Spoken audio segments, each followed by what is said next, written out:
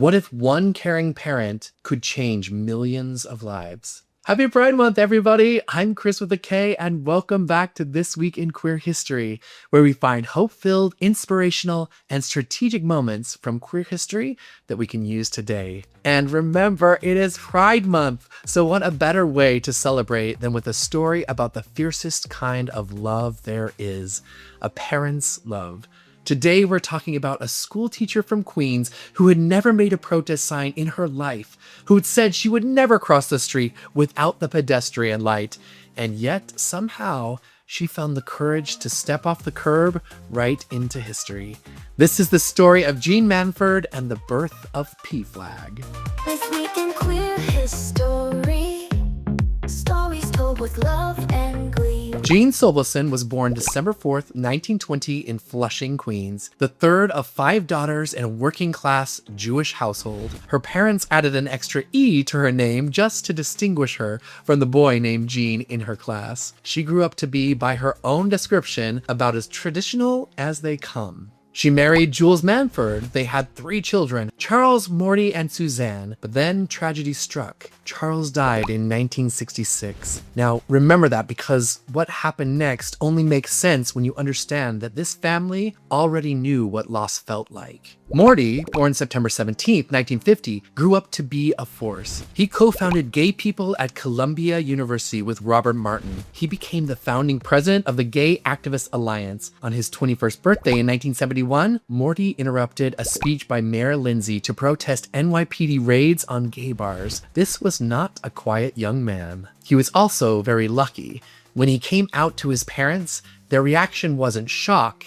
It wasn't shame. According to family friend Ethan Ghetto, their response was, "I'm not going to lose another son because this society is so prejudiced." And that matters. And then came April 1972. Morty was attending the Inner Circle dinner, a press event at the New York Hilton, when he was brutally beaten by a firefighter named Michael May. The police stood right there and they did nothing. Now imagine being Jeanne, his mom. Your son was just attacked, and the people supposed to protect him just watched. So what do? She wrote a letter to the New York Post, published April 29th, 1972, and it simply said, "I have a homosexual son, and I love him." A school teacher at PS 32 in Queens, where she would teach for 26 years. She was putting her name, her career, and her reputation all on the line. This was 1972. You have to remember, this was still way before it was cool. It was still taboo. There were laws against homosexuality. It was not an easy time. But Jeanne wasn't done. It was June 25th, 1972, the Christopher Street Liberation Day March. Jeanne grabbed a piece of orange poster board and wrote in marker, "Parents of gays unite in support for our children." The lowercase letters in "for" and "our children" weren't some artistic choice. She'd simply just never made a protest sign before. And I just love this detail so much. It's so human and so immediate for that moment. But none of this matters unless it causes a reaction in people. Well, did it? Yes, it did. The strangers ran into the street. They were crying. They were begging her to talk to her parents. Dr. Benjamin Spock, who was really famous at that time, was marching nearby, but the crowd wasn't cheering for him. They were cheering for Jeanne. In a parade full of brave people, the thing that broke everyone open was a mom with a sign. Because so many of those marchers had parents who wouldn't hold that sign, who wouldn't write a letter, who wouldn't even say their child's name and the word gay in the same sentence. The following year, Morty flipped through a queer history calendar, and he started saying a truly revolutionary calendar would have to include something about the gay march. And then he turned to the page, and there was his mother's face. On March 11th, 1973, Jeanne held the first PFLAG meeting at the Metropolitan Duane United Methodist Church in Greenwich Village. About 20 people showed up. Reverend Ed Egan was a founding member. Those meetings were described as frank and raw and therapeutic. Jeanne was known for calling up parents and saying, "We don't want to intrude, but we can help." And what about Dad, Jules? Well, he was right there the whole time. Jeanne said he was right along with me on everything. By most accounts, Jules was actually the better speaker, so this was a family effort. The organization grew. The LA chapter in 1976, Adele Starr built it nationally by 1981, incorporated it in 1982, and the name went through several changes: Parents of Gays, Parents Flag, the Federation, and finally in 2014, just PFLAG. In 1990, Paulette Goodman, the then president of PFLAG, wrote Barbara Bush a letter, who responded back sympathetically. That exchange was accidentally leaked to the AP, putting PFLAG in the national spotlight. But we have to remember that life was not gentle to Jeanne. She'd lost her son early on, and Jules died in 1982, and Morty died of AIDS on May 14th, 1992. He was just 41. Jeanne buried 2 sons and a husband, and still, she kept going. In 1991, she was named Grand Marshal of the New York City Gay Pride March. In 1998, PFLAG became the first national LGBTQ org to formally include transgender people. In 2009, Obama cited PFLAG at the HRC dinner. Jeanne died January 8th, 2013 in Daly City, California, at 92. She received a posthumous Presidential Citizens Medal. Suzanne accepted it.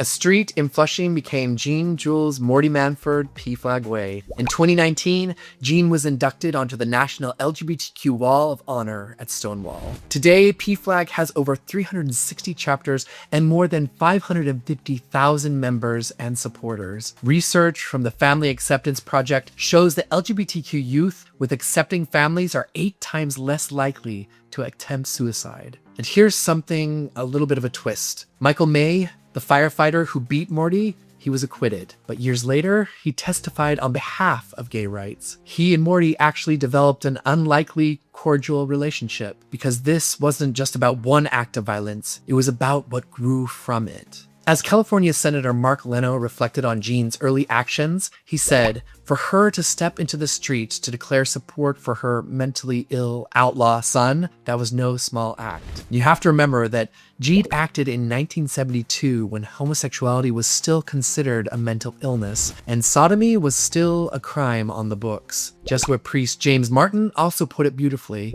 she loved prophetically. But now in 2026, PFLAG faces its most organized opposition since the mid-1990s. The ACLU is tracking over 500 anti-LGBTQ bills. There are groups framing PFLAG as predatory, weaponizing parental rights rhetoric against the very organization that was founded by a parent exercising her right to love her son. The irony would be funny if the stakes weren't so high. Now stay with me, because what Jeanne's story taught me is deeply personal, and I want to share it with you. A huge thank you to the members that you see on screen right now. Your support makes this all possible, and it helps me keep digging through archives and sharing the queer history that inspires us. If you'd like to join them, there's a link up above and in the description down below. And if membership isn't in your budget right now, no worries. Subscribing and hitting the bell helps more than you know. Most of all, thank you for being here. You know, as I was researching this story, it really got me thinking about who would we be without our parents? I have so much love and appreciation for mine, and I also know that not everyone gets that. Parents don't always work out. Just because someone is biologically related to you doesn't mean they're going to be amazing at parenting. I'm very lucky. My mom has always been there, always been supportive. She's been a mentor, a teacher, a rock, and I'm really lucky to have an amazing stepdad who is also there for me always. When I came out, I was 18, maybe 19, the summer after my first year of college, and I had made a promise to myself. I was going home and coming out to everyone in my family. And when I told my mom, the only thing she said was that she loved me, she supported me, and she was just worried about how other people would treat me. She wished she could somehow protect me from any hate or harm that might come, but she was there, my stepdad too. When I was reading about Jeanne, the strength that it took for her to show up and march for her son, it really showed me what a parent's love looks like at its bravest. To risk everything, your community, your friends, and possibly your job, standing up for the ones you love because it's right, even when everything in your upbringing might tell you to sit down and turn your back. And parents don't have to stick up for their kids. There's a societal expectation that says they will, but I've seen it where they don't. In Utah, especially in communities where religion wins out over those parent-child bonds. So I'm very grateful for my parents. I remember coming out to my mom's mom, my grandma, and actually it was my uncle who told her first for me. And then the next time I saw her, she said, I don't care. I love you no matter what. And I just don't care if you are a homosexual. And she spaced every syllable out, like the word was really long, like supercalifragilisticexpialidocious, or maybe that was the way that I was hearing it because I was so new and nervous with it all. But the love was there, and I knew it and felt it. She loved me unconditionally. I really hope other parents out there love and support their children no matter what. And I understand it's hard. You want the best for your kids, but here's what I've noticed with my siblings and their kids. They always say that their children came out as they are. Their personalities are formed. All you can really do is give them the education and the resources to bloom and blossom into the people that they're meant to be. And I do believe that kids come into the world already with a sense of knowing who they are. And I think the parents' greatest growth is learning to let their child be. Nurture that, love that as the child is, not forcing them into roles we think they should fill. That's what Jeanne did. That's what my mom did. That's what every parent in PFLAG does every single day. And a big shout out to all of the incredible parents. You're truly amazing, and we would not be who we are without you. I'd love to hear your thoughts. Drop a comment and tell me about the people who showed up for you in your life. You can check out the video popping up right over here. And if you want to stay connected, you can click the link up above or down in the description and share your email so that we can keep sharing history, asking questions, and building connection. Until next time, stay strong, stay bold, and keep making history.